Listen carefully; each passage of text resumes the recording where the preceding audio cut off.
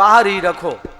काक भुसुंडी जी ने शिव जी महाराज के पांव पकड़ लिए, महाराज तुम्हारे साथ मैं यहाँ धक्का खा के आया, तुम्हारे साथ इतने दूर से आया, इतने दूर से आने के बाद खिड़की के पास हमारी भी पिटाई हुई, हमारे भी पंख अभी उठ नहीं रहे हैं, मैं व्याकुल हो गया हूं और ये अंतिम मौका है, अगर चूक गए तो फिर मुश्किल हो जाएगा, हमें भी ले लो। पांव पकड़ के रोने लगे।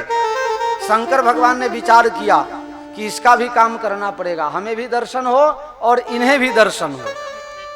तो क्या बहाना बनाया, कहा रे सिक्योरिटी गार्ड वाले तुम देखते नहीं हो, इस कलयुग में डालडा खा खा करके हमारे आंख में अंधेरा हो गया है, शुद्ध घी कोई खिलाता ही नहीं है, मोतियाबिंद पक गया है, ऑपरेशन हो नहीं रहा है, मुझे दिखता नहीं, और राम जी का हाथ छोटा, उनके हाथ में जो पतली पतली रेखाएं हैं वो मुझे दिखाई नहीं देगा, इसलिए एक काम करो, काज न होई है जुगल बिन, मत कर या पर रोस, रेखा देखत शिष्य मैं बरनत गुण दोष। इस पर तुम गुस्सा मत करो, क्योंकि मेरा शिष्य जो है वो हाथ की पतली पतली रेखाएं देख करके और तब मुझे बताता है कि गुरु महाराज यहाँ शंख है, यहाँ चक्र है, इसका शुक्र बलवान है, गुरु की सुरक्षा है, इसका मणिबंध ऐसा है, सब बताता है हमारा चेला, तब मैं उसका गुण अवगुण बताता हूँ, बाकी मुझे कुछ दिखता ही नहीं, क्योंकि ये कलयुग वाले हमारे मंदिर में भी आकर के डालडा का दीपक जला जाते हैं, क्या करूं। कहा अगर ऐसी बात है चलो दोनों को जाने दो।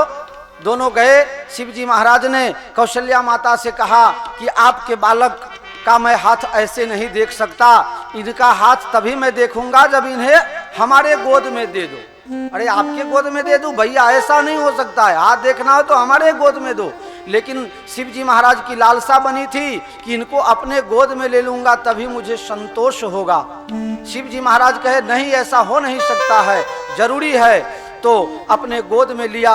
शिवजी ने देखते ही राम जी का दर्शन करते करते गोद में समाधि में लग गए। जब समाधि चढ़ गई तो कौशल्या जी कहने लगी कि ये तो लगता है कि ये बाबा चले गए, ये बाबा बूढ़े थे ही, ये लगता है कि सीताराम हो गया इनका। कहा अरे बाबा तुमको मरना था तो हमारे घर ही में आके मरे, एक दिन पहले बाहर मर जाते, हम ही को कलंक लगा दिया। वो तो बोलते नहीं चालते नहीं, उनको तो त्राटक लगा हुआ है, क्या करे। भगवान को ये सहन नहीं हुआ। भगवान विचार करने लगे हमारे भोलेनाथ की कोई बेइज्जती करे, ये भला कैसे चलेगा। उन्होंने अपना आजान बाहू फैलाया और शिव जी महाराज की दाढ़ी पकड़ के खींच दी, इसलिए हम लोग नहीं रखते। तो दाढ़ी पकड़ के खींच दी, शिव जी महाराज का समाधि टूट गया। और फिर तो हाथ दे के कहने लगा मैया तुम्हारे लाला को मैं क्या कहूं, ये तो तीनों लोक के मालिक हैं, इनके तो नाम से ही सबका कल्याण होगा। खूब सुंदर बखान किया और खूब सुंदर सुंदर बातें कही कि इनका अनेक मंदिर बनेगा, इनके मंदिर में खूब घंटनाद होगा, दोनों समय आरती होगी, इनके नाम से भक्त भवसागर पार हो जाएंगे। बहुत प्रकार की बातें जब कहने लगे, इसके बाद अंत में एक छोटी सी बात कही कि जब ये 15 साल का होगा तो कोई साधु बाबा आके ले जाएगा। माता जी रोने लगी, शिव जी घबरा गए कि पुलिस वाला फिर डंडा मारेंगे। कहा मैया मैया शांति रखो, इसको साधु बाबा ले जाएंगे तो फायदा होगा, क्योंकि पूरे संसार में जिसके जोड़ी का कोई नहीं, ऐसी अजोड़ बेजोड़ जगत जननी सीता जी के साथ इनकी शादी होगी। शादी की बात कही तो माताओं को अपने बच्चे की शादी की बड़ी जल्दी होती है। तो माता ने जब शादी की बात सुनी तो कहा भोलेनाथ एक काम करो ज्योतिष बाबा, ये 15 बरस के जल्दी हो जाएं, ऐसा कुछ करो। कहा वो तो जब होता होगा तब होगा, अभी हम कुछ बच्चों के नाम की घोषणा सुन रहे हैं जिनका ऑपरेशन होना है। और यहाँ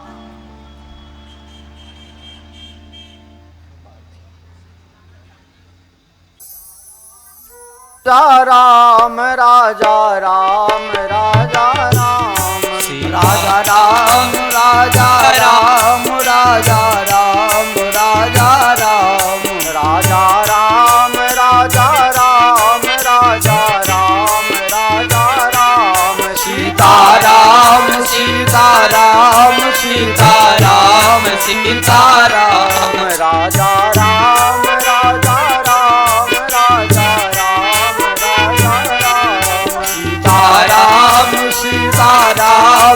सीताराम सीताराम। आज सभी तरफ से अयोध्या सजी धजी है। शिव जी महाराज ने भगवान के दर्शन करके जब चले, इतने प्रेम में ओतप्रोत हो गए, इतने आनंदित हो गए। कभी कभी ऐसा होता है कि आदमी बहुत खुशी में भी अपने आप को नहीं संभाल पाता। दुख में तो व्यक्ति व्याकुल होता ही होता है। कभी कभी हम इतने अधिक खुश हो जाते हैं कि खुशी में ही हमसे भूल हो जाती है। खुशी को भी पचाना बहुत कठिन काम होता है। भगवान भोलेनाथ अपने खुशी को नहीं पचा सके। पार्वती जी पूछ रहे हैं कि राम दर्शन के बाद आप खुशी को नहीं पचा पाए तो क्या हुआ? अरे देवी क्या हुआ? मैं कितने दिन तक अयोध्या की गलियों में घूमा, इसका पता मुझे भी नहीं चला। मतलब अरे परमानंद प्रेम मन फूले, अभी थी न फिर ही मगन मन भूले। गलियों में घूमते घूमते हम अपने आप को खो बैठे। किस गली में कितनी बार घूमे ये भी पता नहीं चला, बस अयोध्या में घूमते ही चले गए। मेरे प्यारे, जब कभी भी अयोध्या जाओ तो अयोध्या में खूब घूमना। भाड़े के बस में जाओगे तो वो तो क्या करेंगे, 4-5 जगह आपको दिखा देंगे, बाद में बोलेंगे चलो चलो चलो टाइम हो गया, चलो चलो बस में बैठ जाओ।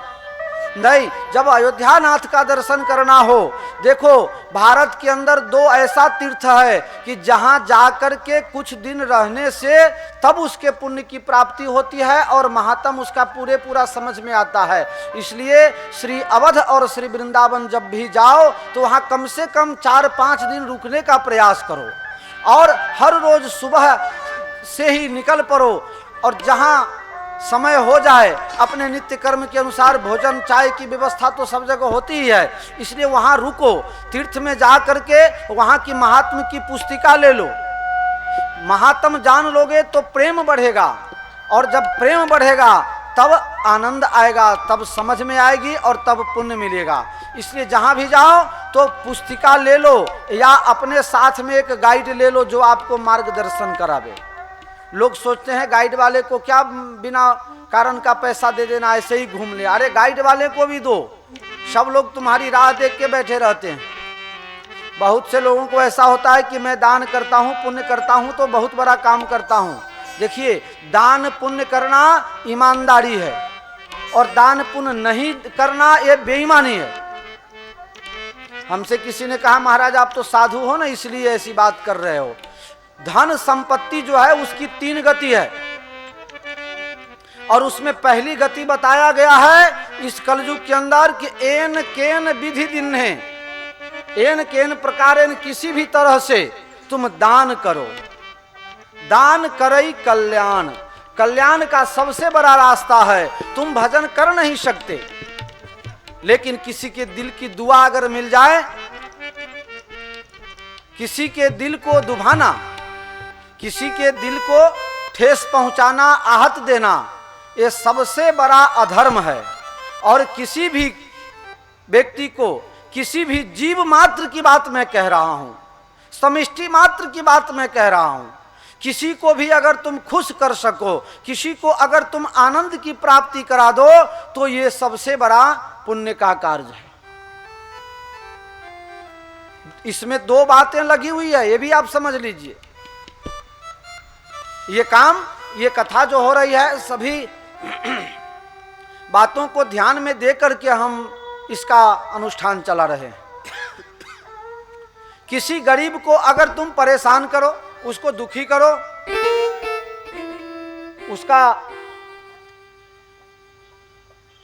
उसके पास कुछ बल नहीं होगा और तुम बलशाली होगे, उसको परेशान कर दिया, वो तो तुम्हारे सामने नहीं पड़ेगा, तुमसे लकड़ी लेके डंडा लेके लड़ाई नहीं करेगा, लेकिन वो क्या कहेगा भगवान से, भगवान इसके सामने तो मेरी कुछ चलने वाली नहीं है, जरा आप संभाल लेना, आपकी आप ही जानो।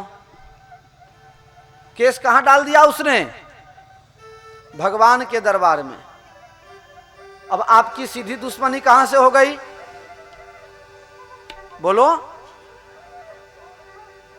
जय सियाराम करो यार प्रेम से, समझ गए तो। जय सियाराम। जो नहीं समझे हाथ उठाओ। अरे सब समझ गए। देखो कल एक व्यक्ति कह रहे थे कि महाराज आप हिंदी बोलते हो, किसी को मालूम नहीं पड़ता है, समझ में आती है ना जी। अरे देखो सब समझ,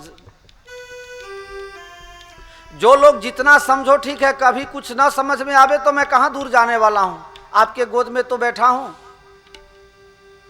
अगर किसी गरीब की आप भलाई कर दो, कोई विकलांग बालक आपके माध्यम से अगर चलना सीख लेवे, वो आपको भला क्या देगा? वो 5 रुपया आपको दे नहीं सकेगा, लेकिन वो अपने परमात्मा से एक प्रार्थना करेगा, मालिक मेरे पास कुछ नहीं है, मैं इनके उपकार का बदला क्या दूं? मेरे मालिक आप इनको इतना देना कि ऐसे ही अच्छा काम करते रहें। दोनों बात है। अगर किसी का दिल आपने तोड़ा, अगर किसी को आपने बिना कारण सताया, तो वो किससे प्रार्थना करेगा? बल की प्राप्ति कहां से वो करेगा? किससे याचना करेगा कि हमें बल दो? वो भगवान को याद करेगा मेरे प्यारे। और अगर भगवान आपके ऊपर नाराज हो गए तो फिर कौन कल्याण कर सकता है? लेकिन अगर किसी के दिल की दुआ आपको लग गई और वो भगवान से कह देगा, भगवान फलाने आदमी चाहे जैसे भी हों, लेकिन उन्होंने मेरा अच्छा किया है, एक गरीब विकलांग बच्चे के दिल से ऐसी सद्भावना निकल जाएगी आपके लिए कि मेरे लिए फलाने सेठ ने ऐसा किया, भगवान इनको आप खूब आनंद देना। मैं आपको दावे के साथ कहता हूं कि 108 पीढ़ी बीत जाने के बाद भी आपके घर में दरिद्रता नहीं आ सकती है, क्योंकि ये डायरेक्ट भगवान के कोर्ट में केस पहुंच गया। इसलिए नहीं चाहिए दिल दुखाना किसी, नहीं चाहिए दिल दुखाना किसी का, नहीं चाहिए दिल दुखाना किसी का, नहीं चाहिए दिल दुखाना किसी का, नहीं चाहिए दिल दुखाना किसी का। सदा न रहा है, सदा न रहेगा जवाना किसी का, नहीं चाहिए दिल दुखाना किसी का, नहीं चाहिए दिल दुखाना किसी का। दुनिया का गुलशन सदा ही रहेगा, आना जाना लगा ही रहेगा। दुनिया का गुलशन सदा ही रहेगा, आना जाना लगा ही रहेगा।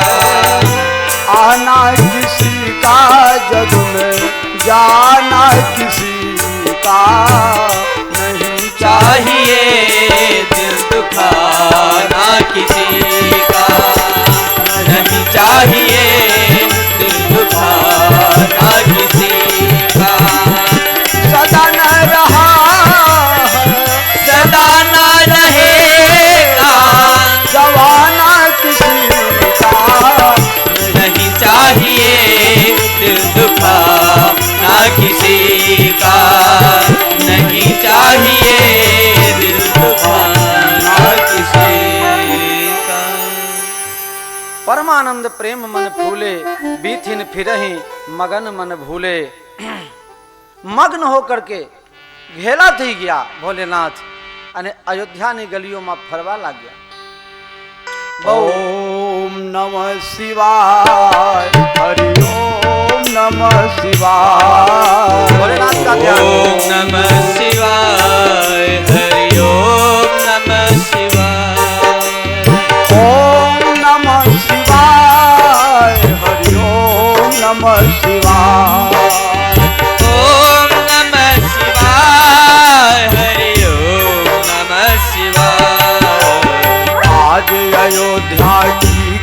वादियों में झूमे जोगी मतवाला, अलख निरंजन खरा पुकारे देखूंगा तेरा लाला। अलख निरंजन एक पुकारे देखूंगा दशरथ लाला।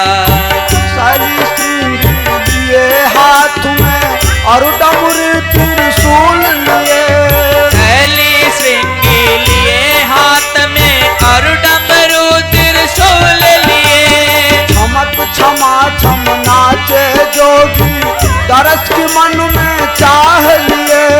चमक चमक चम नाचे योगी दर्शन की मन चाह लिए। पग में घुंघरू छम छम बाजे, पग में घुंघरू छम छम बाजे, कर से जपते हैं माला। अलख निरंजन खड़ा पुकारे देखूंगा दशरथ लाला। ओम नमः शिवाय, हरि ओम नमः शिवाय। बोलो ओम नमः शिवाय, हरि ओम नमः शिवाय। अंग विभूति रमाए जोगी बाघंबर कट में सोहे, अंग विभूति रमाए योगी बागंबर कट में सोहे। जटा जूट में गंग विराजे भक्त जनन को मन मोहे। जटा जूट में गंग विराजे भक्त जनन के मन मोहे। मस्तक पर से चंद विराजे गले में सरपन की माला। अलख निरंजन खड़ा पुकारे देखूंगा दशरथ लाला। ओम नमः शिवाय, हरि ओम नमः शिवाय। ओम नमः शिवाय जपले ओम नमः शिवाय।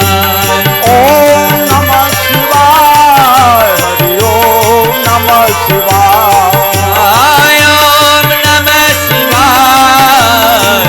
ओम नमः शिवाय, ओम नमः शिवाय। ओम नमः शिवाय, हरि ओम नमः शिवाय। ओम नमः शिवाय, हरि ओम नमः शिवाय। हरि ओम नमः शिवाय। भगवान भोलेनाथ दर्शन करीने अयोध्या में गलिए गलिए फड़े छे, हर गली से घूम रहे हैं, परमानंद प्रेम मन भूले। इसका एक अर्थ ये भी होता है कि तीर्थ यात्रा में जाएं तो हर जगह जाके बढ़िया से दर्शन करें, तुरंत न निकल जाए, एक दो दिन तो कम से कम रुके। तो एक दो दिन दर्शन करने के बाद भोलेनाथ कैलाश में चले गए और काकभुसुंडी जी 5 वर्ष तक वहां रहे हैं। 5 वर्ष तक काकभुसुंडी जी अयोध्या में रहे हैं। जब जब राम जी का अवतार होता है तब तक काकभुसुंडी जी आते हैं, राम जी का दर्शन करते हैं और बरस 5 तह रहो लुभाई, 5 वर्ष तक वहाँ रहते हैं। भगवान बचपन में कभी कभी आनंद के लिए लीला करते हैं। काकभुसुंडी जी जब उनको रोटी मालपुआ देने जाते हैं, जब माता भगवान को खिलाती हैं, उनके जूठन को लेकर के, प्रसादी को लेकर के काकभुसुंडी जी अपने आप को धन्य समझते हैं। बहुत सुंदर बाली लीला का वर्णन चल रहा है। तो अब भगवान के नामकरण की बारी आई और चारों भाइयों का खूब सुंदर नामकरण संस्कार किया गया। वशिष्ठ जी महाराज को बहुत प्रकार से दक्षिणा मिली। वशिष्ठ जी महाराज ने बहुत सुंदर लिख दिए हैं यहाँ कि जो सुख धाम राम अस नामा सकल लोकदायक विश्रामा, जिसके नाम से पूरे संसार में सबको शांति मिलती है, ऐसे सुखधाम का जो सुख के भंडार हैं, सबको सुख देते हैं, ऐसे सुखधाम जी का नाम क्या रखा गया? बोलो श्री रामचंद्र भगवान की जय। जब भगवान वरदान दे रहे थे देवताओं को तो वहां कहा था उन्होंने कि अनशन सहित मनुज अवतारा लेहा दिनकर वंश उदारा, मैं अपने अंश के साथ अवतार लूंगा। और भगवान के अंश कौन कौन हैं? उपजहि जासु अंश ते नाना, ब्रह्मा विष्णु शंकर भगवाना। ये तीन जो हैं भगवान के अंश हैं। राम जी परम ब्रह्म हैं और परम ब्रह्म के तीन अंश हैं, ब्रह्मा विष्णु और महेश। तो राम जी पूर्ण अवतारी हैं, सभी कलाओं से युक्त हैं, संयुक्त हैं। और भगवान पूर्ण ब्रह्म जब मनुष्य स्वरूप धारण किए तो उनके तीनों अंश ब्रह्मा विष्णु महेश ने भी अवतार धारण किया। ये तीन कौन कौन है, यहाँ आप लोग बहुत ध्यान देना। हाँ, ये सब जगह की कथा में ये बात नहीं आती है, बहुत कम लोगों को जानकारी होती है। ब्रह्मा के अंश कौन है, विष्णु के अंश कौन है और शंकर के अंश कौन है? आप लोग कह देते हो कि लक्ष्मण जी तो शेष जी के अवतार हैं। आपकी बात सही है, लेकिन ये शंकर भगवान के अवतार भी हैं। और मैं रामायण से ही आपको बता रहा हूं, कहीं अलग में जाता भी नहीं। क्योंकि आजकल व्यापारी वाला कथा करने वाला और जहां तहां की बात करके 9 दिन के अंदर 4 चौपाई की भी कथा नहीं करते हैं। भगवान का गुण ज्यादा होना चाहिए। भगवान का गुणानुवाद जितना ज्यादा हो उसमें उतना आनंद आता है। सनकादि ऋषि सनक सनंदन सनातन कुमार जो हैं, जिनको अपने वस्त्र का ठिकाना नहीं, कपड़ा का भी ठिकाना नहीं, देखत बालक बहुकालीना, वो भी समय निकाल करके नियमित भगवान की कथा सुनते हैं। परमात्मा की कथा खूब होनी चाहिए। तो ये किस अंश से कौन है आप लोग ध्यान देना। पूर्ण ब्रह्म के अवतार भगवान राम जी हो गए।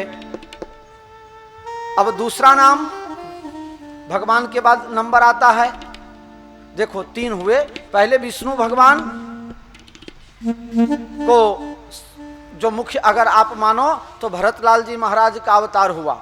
आप कहोगे विष्णु भगवान के अवतार ये कैसे हुए, तो यहाँ चौपाई में ही लिखा हुआ है, विश्व भरन पोषण कर जोई, विश्व भरन पोषण कर जोई, ताकर नाम भरत अस होई, ताकर नाम भरत अस होई।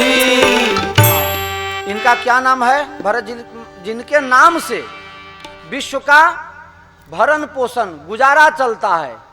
पालन करता देवता हैं विष्णु भगवान। सबके भोजन की व्यवस्था वही करते हैं, क्योंकि लक्ष्मी जी उन्हीं के पास में है। देखो लक्ष्मी जी अनुकूल रहे तभी भरण पोषण हो सकता है। सब पुरुषों से मैं निवेदन करता हूं कि अपने अपने घर में लक्ष्मी जी को खुश रखना।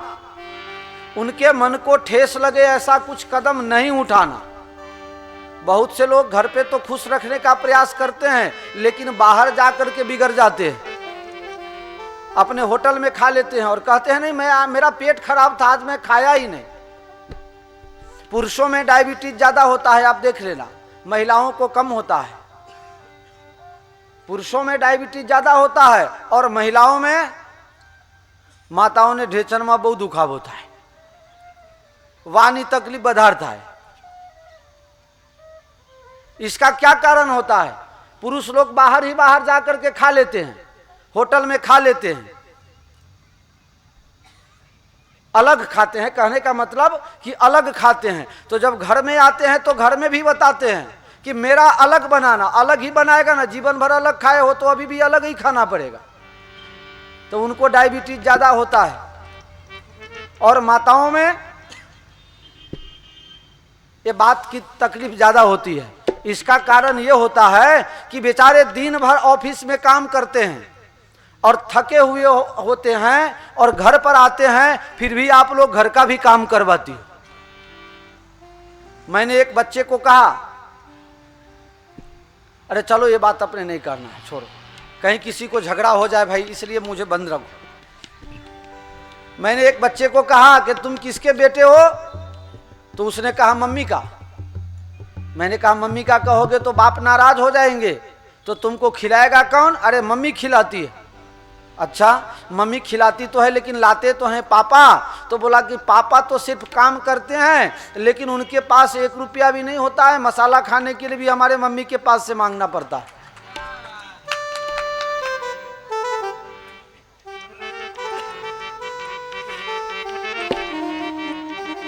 यहाँ जितने लोग बैठे हो उसमें किसी की बात नहीं है, और जो लोग चैनल पर सुन रहे हो आप लोगों को भी मैं नहीं कह रहा हूं, ये तो जो लोग नहीं सुन रहे हैं उनकी बात में बताया। बीजा गामनी बात हो, अपना गामनी नहीं।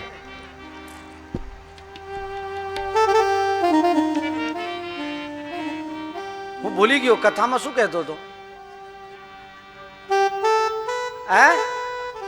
विश्व भरन पोषण कर जोई, विश्व भरन पोषण कर जोई, तातर नाम भरत हस होई, तातर नाम भरत हस होई। जो विश्व का पालन करते हैं, सबका भरण पोषण आजीविका चलाते हैं, तो पालन करता देव विष्णु हैं। तो भरतलाल जी महाराज किनके अवतार हुए? बोलो श्री भरतलाल जी महाराज की बोलो जय। श्री विष्णु भगवान की जय। अभी थोड़ी देर के बाद मैं आपको 4 धाम की यात्रा पर ले जाऊंगा। जिसको जिसको चलना है अपना अपना टिकट कंफर्म कर लेना। 4 धाम की यात्रा हम ले जाएंगे। अयोध्या जाएंगे, वृंदावन जाएंगे, काशी भी जाएंगे, अगर टाइम मिलेगा तो उज्जैन होके आएंगे। हाँ, किसको किसको जाना है? 1 रुपया का खर्चा नहीं, सब मेरे तरफ से बंदोबस्त हो जाएगा, चिंता मत करना। अच्छा, पहला नंबर, भगवान राम जी पूर्ण ब्रह्म हैं और उनके अंश से जो पालन करता देव हैं विष्णु भगवान, उनका अवतार भरतलाल जी के रूप में हो गया। और जिसका नाम अंत में होना चाहिए था, उनका 3रा नंबर पे आ गया। जाके सुमिरन तेरी पुना सारा, जाके सुमिरन तेरे पुना सारा, जाके सुमिरन तेरी पुना सारा, जाके सुमिरन तेरे पुना सारा, नाम शत्रुघ्न वेद प्रकाशा, नाम शत्रुघ्न वेद प्रकाशा। वेद की रचना करने वाले कौन हैं? लेखक जो कोई भी हो। प्रकाशक कौन है? वेद भगवान के मुख से निकला हुआ है, लेकिन इसके प्रकाशक ब्रह्मा जी हैं। शत्रुघ्न जी कौन हैं? ब्रह्मा जी के अवतार। तो आप समझ लो लक्ष्मण जी शंकर जी के अवतार हो गए ऑटोमेटिक। शत्रुघ्न जी कहीं एक शब्द बोले नहीं पूरे रामायण में। पूरे रामायण में ब्रह्मा जी को कहीं बोलते हुए देखा? अरे उनका कोई मंदिर भी नहीं बनाता है भाई। अगर दर्शन करना हो तो आपको अजमेर जाना पड़ेगा, पुष्कर, वहीं मिलेंगे और कहीं नहीं मिलेंगे। ब्रह्मा जी के अवतार हैं। देखो, आपने इतना वेद पुराण शास्त्र पढ़ा, किसी भी शास्त्र में किसी भी ग्रंथ में ब्रह्मा जी को लड़ाई करते देखा? हमारे शत्रुघ्न जी कहीं लड़ाई करते हैं? शत्रुघ्न जी कहीं लड़ाई नहीं करते हैं। वेद प्रकाशा, वेद के प्रकाशक ब्रह्मा जी यानी कि शत्रुघ्न उनका नाम हो गया। बोलो श्री शत्रुघ्न लाल जी महाराज की जय। तो आप बताओगे महाराज बड़े समझाने वाले तुम आ गए। हम लोग तो ये जानते थे कि लक्ष्मण जी जो हैं वो शेषनाग के अवतार हैं, और आप तो नई बात बता रहे हो कि ये शंकर के अवतार कहाँ से हो गए। देखो, शेषनाग कौन है? शेषनाग आभूषण है हमारे भोलेनाथ के। दागिना छे, ख्याल आई गयो? शेषनाग भगवान भोलेनाथ के आभूषण है। एक रुद्र हैं और रुद्री के अवतार हैं, इसलिए लक्ष्मण जी को शंकर भगवान का अवतार माना गया है। बोलो श्री लखनलाल जी महाराज की जय। लक्षण धाम राम प्रिय सकल जगत आधार, गुरु वशिष्ठ ते ही राखा लक्ष्मण नाम उदार। वशिष्ठ जी ने उनका नाम लक्ष्मण रखा। चारों भाइयों का नामकरण संस्कार हुआ, ब्राह्मणों को खूब दक्षिणा दी गई। अब भगवान थोड़े बड़े हो गए हैं, उनको थोड़ा 2 दांत निकल आया है। और कवितावली रामायण में गोस्वामी जी ने लिख दिया, बरदंत की पंकति कुंद कली अधराधर पल्लव खोलन की।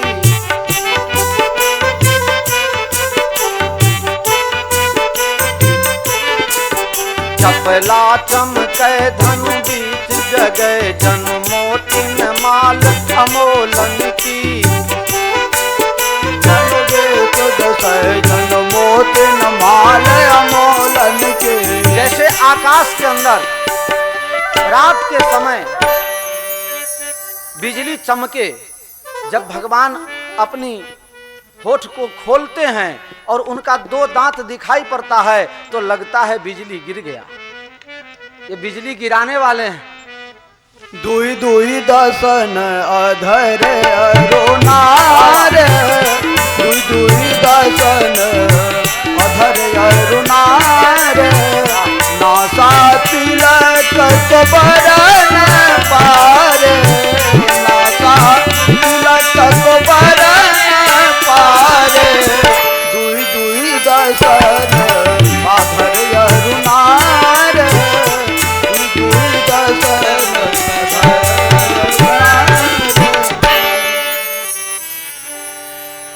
दुई दुई दसन, 2-2 दांत सभी भाइयों को एक ही साथ में आया। किसी को 3, किसी को 4 या 1, ऐसा नहीं हुआ। दुई दुई 2-2 दांत सभी। बहुत सुंदर दर्शन कवितावली रामायण में कहते हैं। जब दशरथ जी महाराज गोद में राम लला को लेके निकलते हैं तो गलियां में जिनका जिनका भी, जिस गली में जिसका घर है, सब लोग अपने अपने घर से बाहर निकल के और राम जी की बलैया लेते। मेरे लल्ला को किसी का नजर न लगे, अगर इस पर कुछ विपत्ति आने वाला हो तो इसको मैं अपने ऊपर।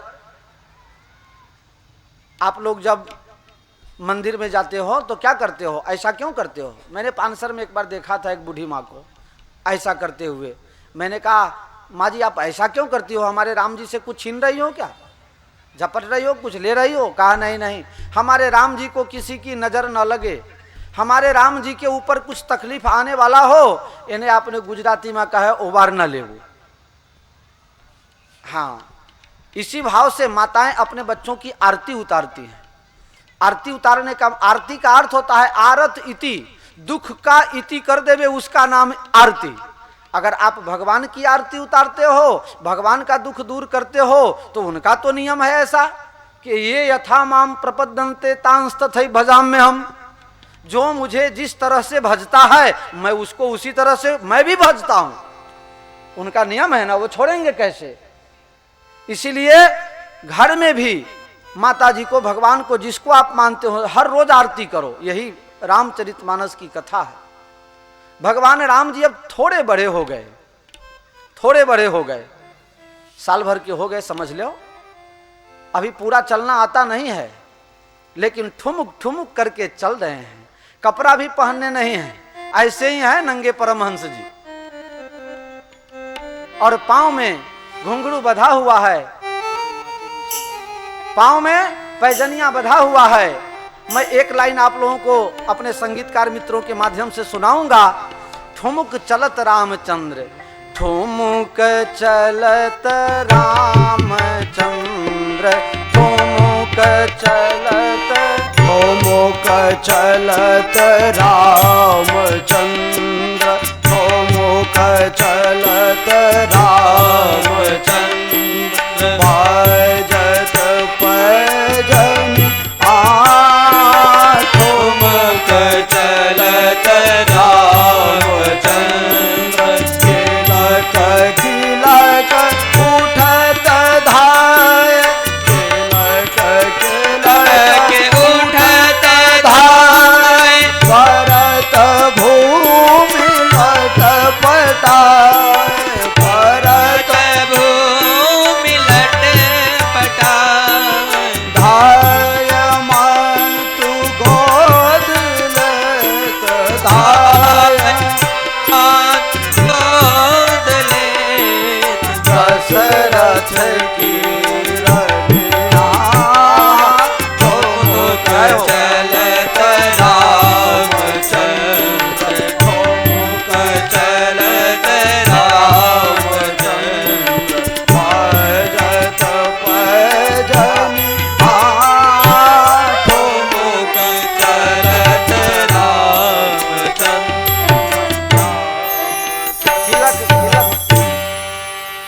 तिलक किलक उठत धाय, गिरत भूमि लटपटाए। भगवान गिर जाते हैं, फिर उठते हैं, चलते हैं, दीवाल का सहारा लेके चलते हैं, माता पिता के हाथ को अंगुली को पकड़ पकड़ के चलते हैं, लेकिन लड़खड़ा के गिर जाते हैं। माँ कौशल्या को बहुत दुख होता है, उठा के गले से लगा लेती है। पूछ रही हैं, बेटा कुछ चाहिए, क्यों रो रहे हो, क्या चाहिए? तो राम जी कहते हैं, मुझे पान खाना है। मेवा मोदक रसाल मन भावे सोले हो लाल। मेवा मोदक रसाल मन भावे सोले हो लाल। और देखिए और क्या ले रहे हैं, और ले रुचिर पान, और ले हो रुचिर पान, कन चन झोन झोन आठो मुख चलत रामचंद्र भजत भजनि आठो मुख चलत रामचंद्र। बहुत सुंदर ठुमुक ठुमुक करके भगवान चल रहे हैं। उनका चलना देख करके माताएं बहनें सब लोग अपने आप को न्यौछावर कर देते हैं। भगवान अब थोड़े बड़े हो गए, भगवान को किसी वस्तु की जरूरत हो, कुछ चाहिए तो बालक हैं, हठ करते हैं। एक दिन ऐसा हुआ कि भगवान अपने माँ के गोद में राजसभा में, दशरथ जी महाराज भी हैं, और वहां एक मदारी आया बंदर को लेकर के, नाच दिखाने के लिए मदारी आ गया। आप लोगों ने मदारी तो नागिन में देखा होगा ना, तो वाह, जय हो जय हो, आनंद है, आनंद कर लो।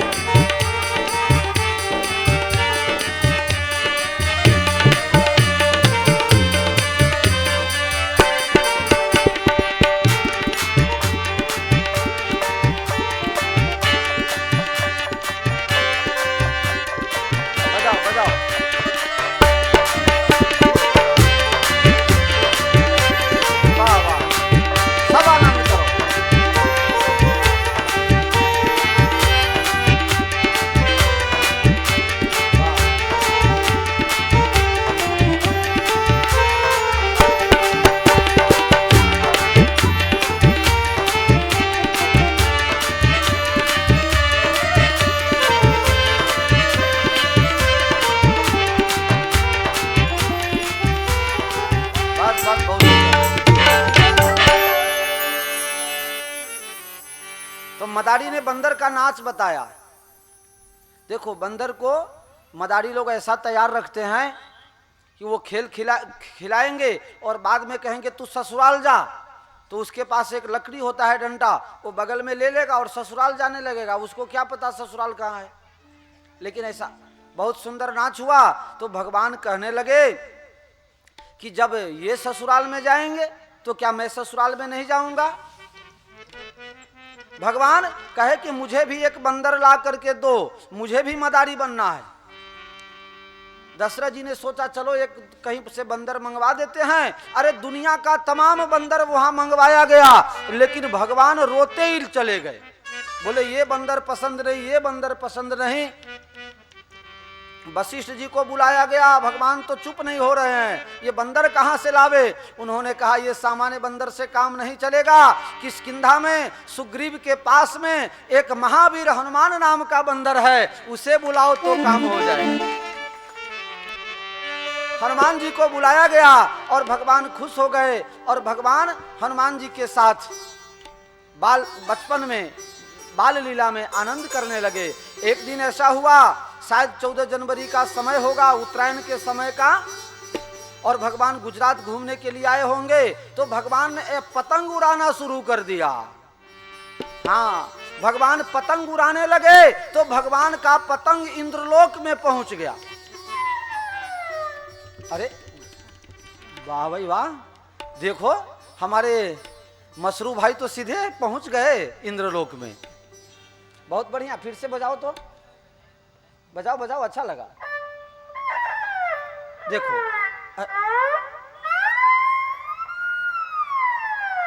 अरे वाह भाई वाह, देखो वाह वाह वाह वाह भाई, एक से एक कला है लोगों के पास, लेकिन मेरे पास कोई कला नहीं है। देखो तो भगवान का पतंग इंद्रलोक में इंद्र की पुत्र वधु के पास पहुंच गया और जयंत की धर्म पत्नी जयंती विचार करने लगी कि जिसका पतंग इतना सुंदर है भला वो कितना सुंदर होगा, जब तक वो न मिलेगा तब तक उसका पतंग हम नहीं छोड़ेंगे। पतंग पकड़ लिया, भगवान कहे हनुमान जी जाओ पतंग लेके आओ। हनुमान जी पहुंच गए वहां, क्योंकि पवन तनय बल पवन समाना, पहुंच गए। कहा कि पतंग दो, कहा पतंग हम नहीं देंगे। हनुमान जी कहे तब हम लड़ाई करें, कहा तुम लड़ नहीं सकते, तुम बाल ब्रह्मचारी हो और तुम किसी स्त्री को कारण बिना हमला कर नहीं सकते हो, मार नहीं सकते हो, इसलिए तुम हमसे लड़ाई नहीं कर पाओगे। क्योंकि पतंग तुम्हारा नहीं है, जिसका पतंग है वो चाहे भले लड़ लेवे, वो चाहे लड़ लेवे, लेकिन उसको लड़ना है तो भेज दो, इसी बहाने दर्शन हो जाएगा ना। ऐसे ऐसे प्रेमी होते हैं, भगवान को भी बहुत बढ़िया से फंसाते हैं लोग। कहा उन्हीं को भेजो अगर लड़ना हो तो। हनुमान जी वापस आए, भगवान उससे लड़ाई भी नहीं हो सकती है, क्योंकि उसकी जो आकांक्षा है बहुत दिव्य आकांक्षा है, वो आपका दर्शन चाहती है प्रभु, इसलिए मैं उसके ऊपर हमला भी नहीं कर सकता। अब आप ही बताओ हम क्या करें। भगवान कहे जा करके कह दो कि जब हम पिता के आज्ञा पालन करने के लिए वनवास में जाएंगे तो चित्रकूट में दर्शन देंगे, अभी दर्शन नहीं होगा। हनुमान जी आकर के बताए देवी जी आपको दर्शन होगा चित्रकूट में, जब भगवान पहुंचेंगे वनवास में तब, अभी आप पतंग दे दो। हनुमान जी वहां से पतंग लेके वापस आ गए। अनेक तरह की लीला है। भगवान एक दिन चंद्रमा को देखने लगे। भगवान पूछ रहे हैं माता जी से, माता जी ये ऊपर जो चंद्रमा है वो कौन है। माता जी कहने लगी कि ये दूसरा और कोई नहीं है, ये तुम्हारा मामा है। चंदा मेरा मामा है, तो मामा मेरे पास क्यों नहीं आ रहा है, वो मामा मेरे पास क्यों नहीं आ रहा है, आज तो मुझे मामा को ला के दो। कौशल्या जी विचार करिए, अब हम इसको मामा कहां से ला करके दें। भगवान खूब रोए। कौशल्या माता क्या करते हैं कि एक थाली में परात के अंदर जल भर लिया और उसी में चंद्रमा का परछाया आ गया और कहा देखो यही तुम्हारे मामा हैं। भगवान पकड़ने गए मामा को, पानी डोड़ाई उन्हें चंदा मामा क्या जता रहे।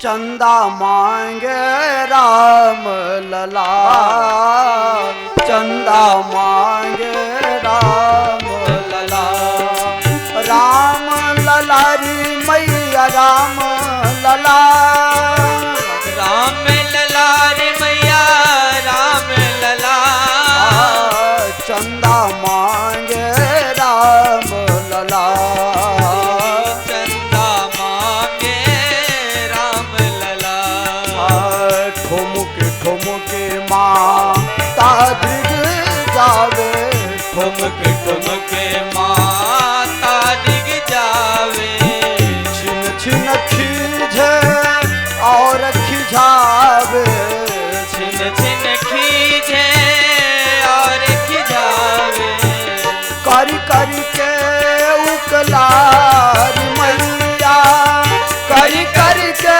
उकला, चंदा मांगे राम लला, चंदा मांगे राम लला, राम लला री मैया राम लला, राम लला रे मैया राम लला, चंदा मांगे राम लला, चंदा मांगे राम लला, कौशल्या के बारी बारी, कौशल्या के बारी बारी, खींचे सार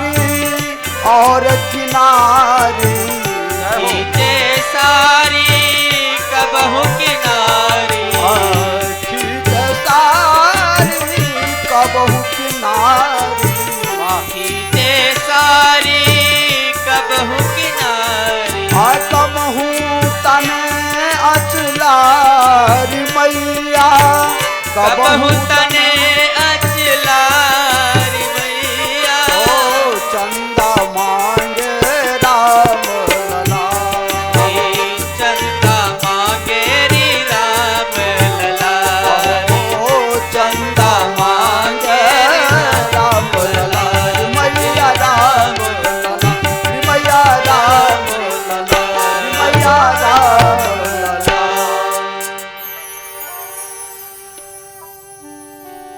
ભગવાન રામજી હવે આરોશી પારોશીના ત્યાં જાય છે, બધા પ્રેમથી બોલાવે છે। भगवान अब अयोध्या के गलियों में निकलने लगे और भगवान को खीर बहुत अच्छा लगता है। हमारे कन्हैया को माखन बहुत अच्छा लगता है, शिवजी महाराज को भांग अच्छा लगता है और हमारे राघवेंद्र सरकार को खीर बहुत अच्छा लगता है। एक दिन कौशल्या माता से भगवान कहते हैं, माँ आज सुंदर गाय के दूध में खीर बना के मुझे खिला। माँ कह रही है, बेटा आज मालपुआ खा ले, कल खीर खिलाऊंगी।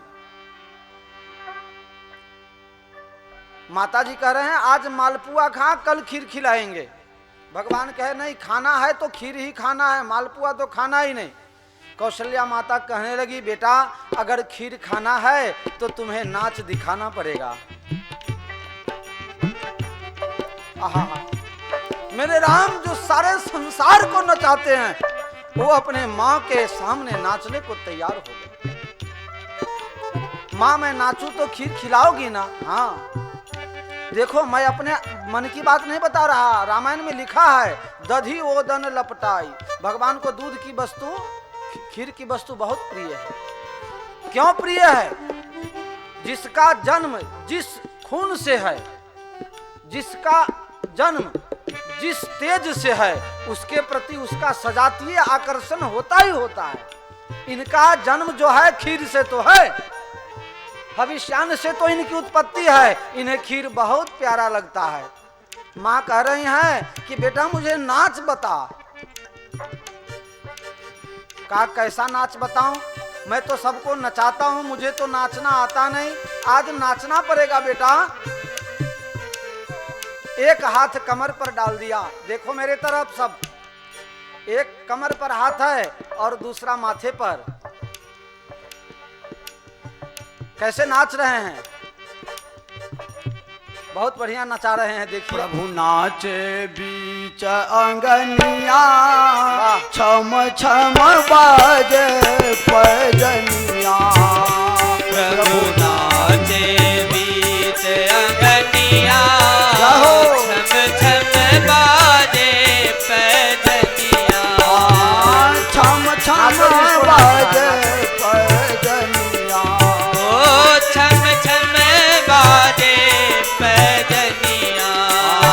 प्रभु नाचे बीच अंगनिया, छम छम बाजे पैजनिया। प्रभु नाचे बीच अंगनिया, छम छम बाजे पैजनिया। नवनील हार तनु सोहत है, नवनील हार तन सोहत है। हिंगुली लखला चप मोहत है, बैरी चपला मन मोहत है। कटी में सोहे कर धनिया, छम छम बाजे पैजनिया। प्रभु नाचे बीच अंगनिया, छम छम बाजे पैजनिया। मारी खम रख निज बहिया, मणि खापनि रख निज छैया। आखिल के तयूची बहिया, किल के करी ऊंची पैया। हर से लख लख सब रनिया। जय हो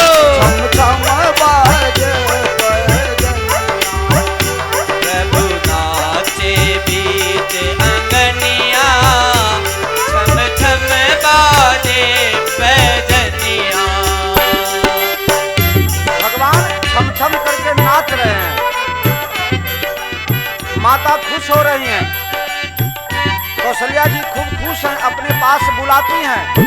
भगवान कहते हैं मैं तभी आऊंगा जब तुम भी हमारी बात मानो।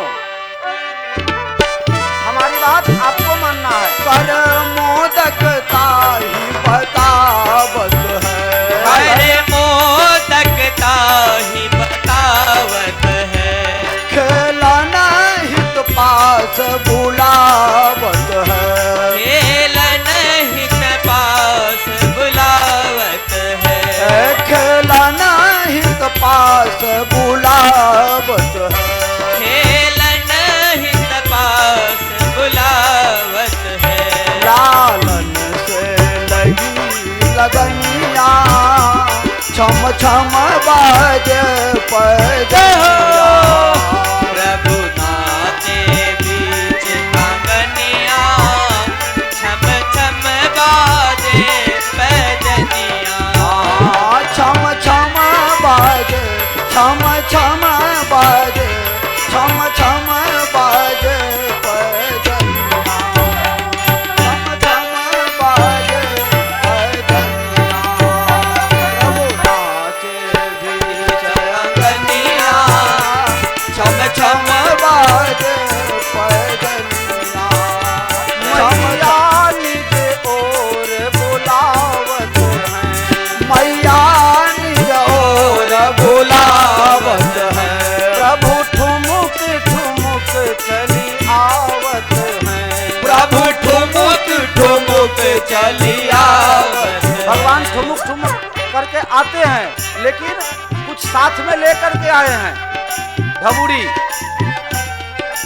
भगवान एक कपड़े का बनाई हुई पुतली लेकर के आ गए और कहने लगे कि ये बहुत सुंदर कन्या है, इसके साथ हमारा विवाह करवा दो। नित लावे अपनी कन्या, रहो छम बाजे पैजनिया, प्रभु नाचे बीच अंगनिया, छम छम बाजे पैजनिया, नित लावे अपनी कन्या, छम छम बाजे, छम छम बाजे, बाजे बाजे रे पैजनिया। प्रभु नाचे बीच अंगनिया, छम छम बाजे पैजनिया। बाबा बजने तो अब ज्यादा बजाना ठीक नहीं। हमारे भगवान को कितना नचाओगे आप लोग? थोड़ा नाच लिए हो गया। अब हमारे संस्थान की तरफ से भाई कुछ घोषणा करना चाहते हैं।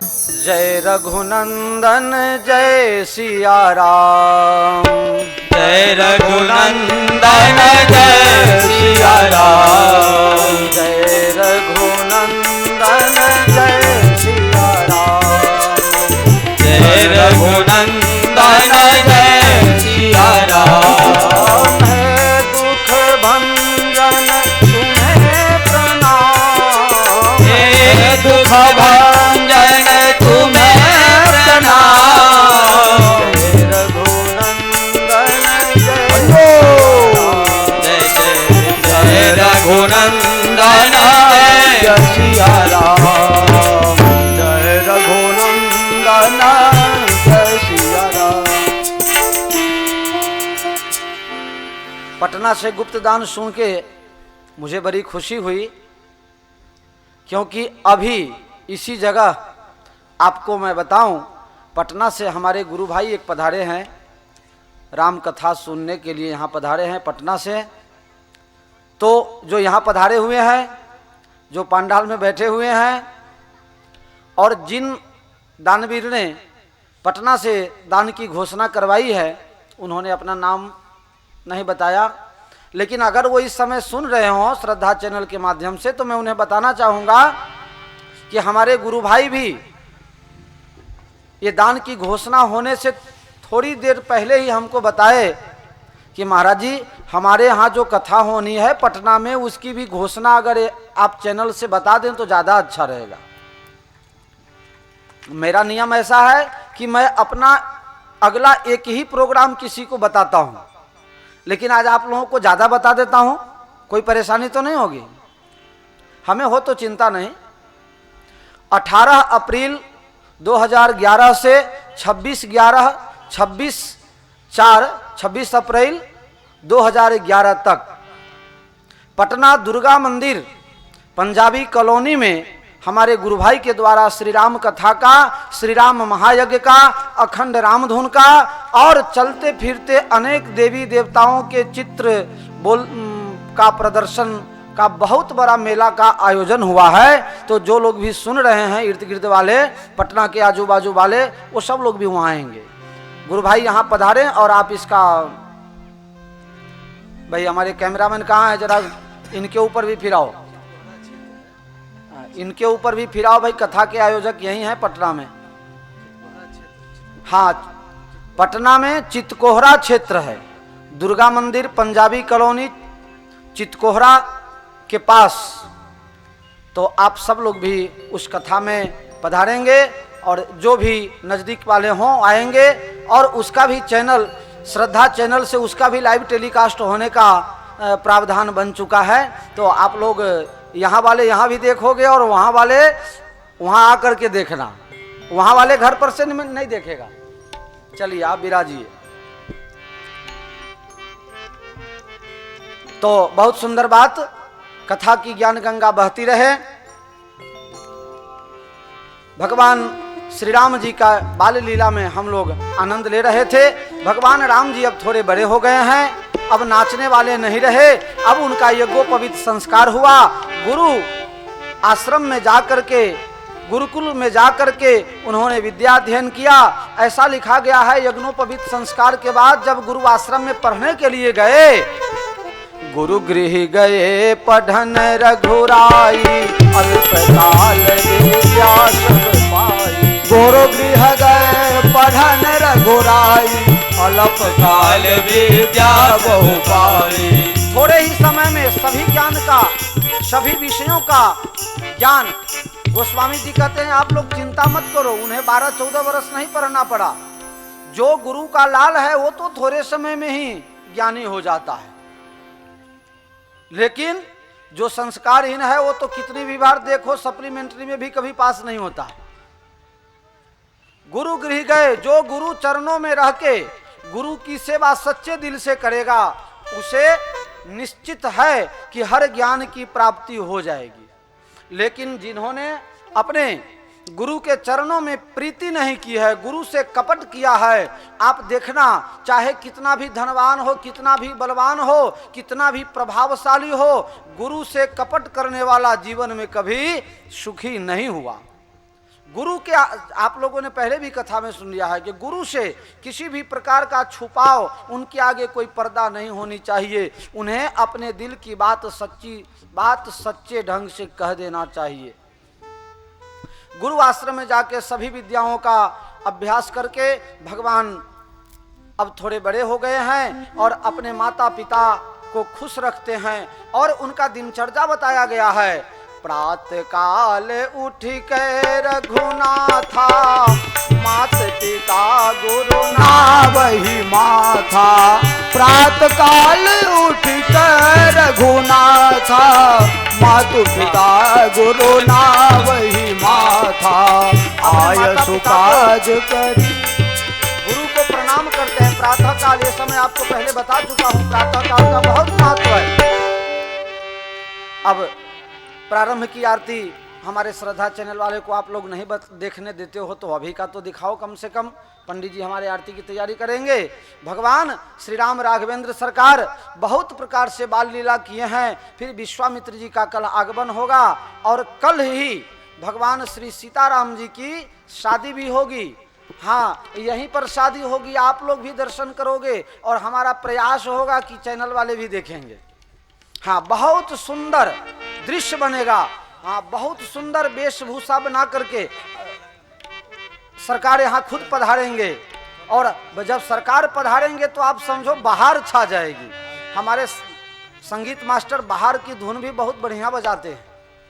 क्यों साहब, बाहर का धुन छेड़ दो ना, लोगों को बाहर आ जाए। हाँ, आप लोगों के जानकारी के लिए बता रहा हूं कि विजय हनुमान आश्रम के तरफ से श्री शनि सुरक्षा हनुमान यंत्र, श्री धन लक्ष्मी यंत्र और श्री कुबेर भंडारी यंत्र का निर्माण हुआ है, जो विद्वान संतों ब्राह्मणों के निरीक्षण में यहाँ सिद्ध किया जा रहा है। जिस किसी को भी चाहिए वो आश्रम से प्राप्त कर सकते हैं। बाहर वाले भी मंगवाना चाहें तो स्क्रीन पर जो हमारा नंबर और हमारा पता बताया जा रहा है उस पर आप लोग संपर्क कर पाएंगे। आप सबों के घर में खुशी की बहार आ जावे, यही तो हमारी कामना है और हमें क्या चाहिए। हाँ, हमारे आज के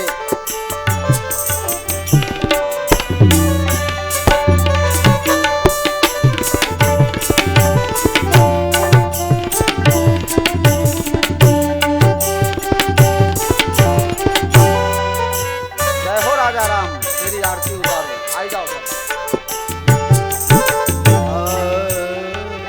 हे राजा राम तेरी आरती उतारो, हे राजा राम तेरी आरती उतारो, आरती उतारू तो तन मन बारो, आरती उतारो तो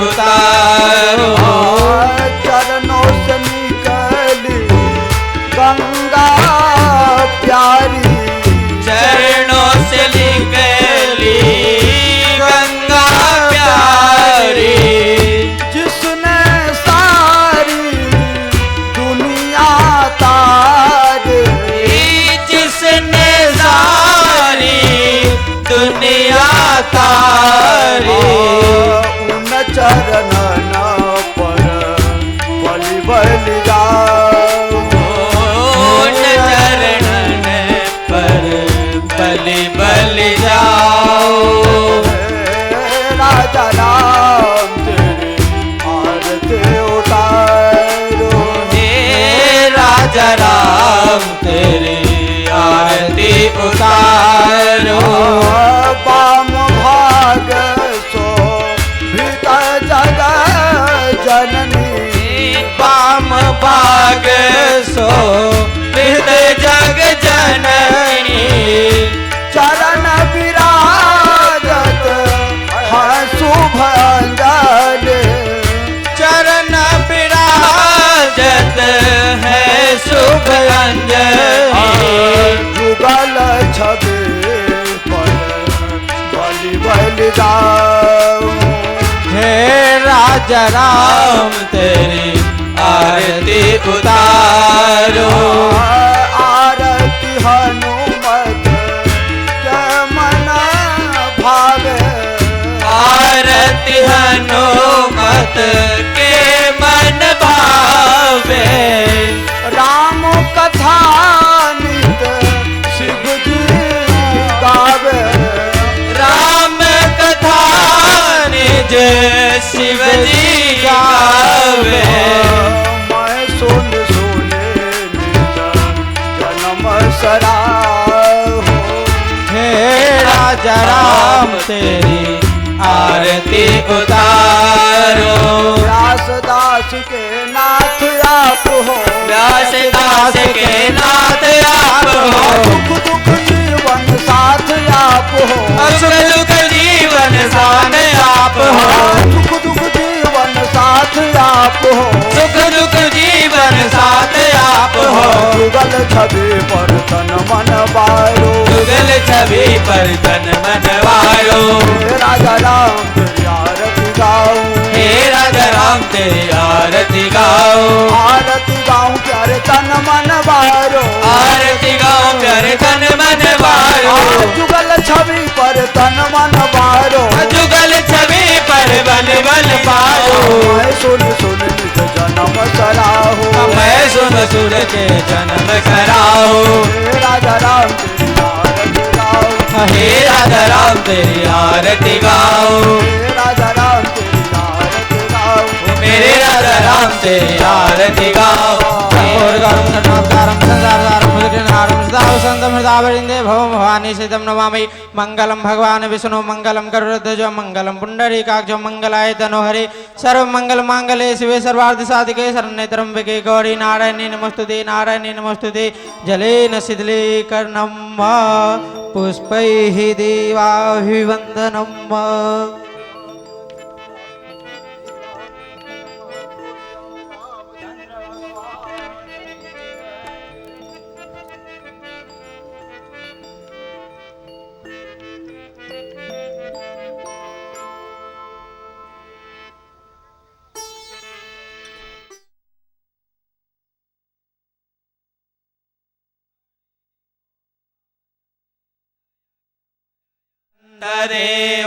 तानि धर्माणि प्रथमान्यासन्न तेहनाकं महिमानः सचन्द यत्र पूर्वे साद्याः सन्ति देवाः नानासुगन्धपुष्पाणि यथा कालोद्भवानि च पुष्पाञ्जलिर्मया दत्तं गृहाण परमेश्वर। स्वाहा सीतारामचंद्राभ्याम नमः। चरण कमले मंत्र मंत्र पुष्पांजलिं समर्पयामि। नमस्कार। रामचंद्र भगवान की जय जय। यानि कानि च पापानि जन्मांतर कृतानि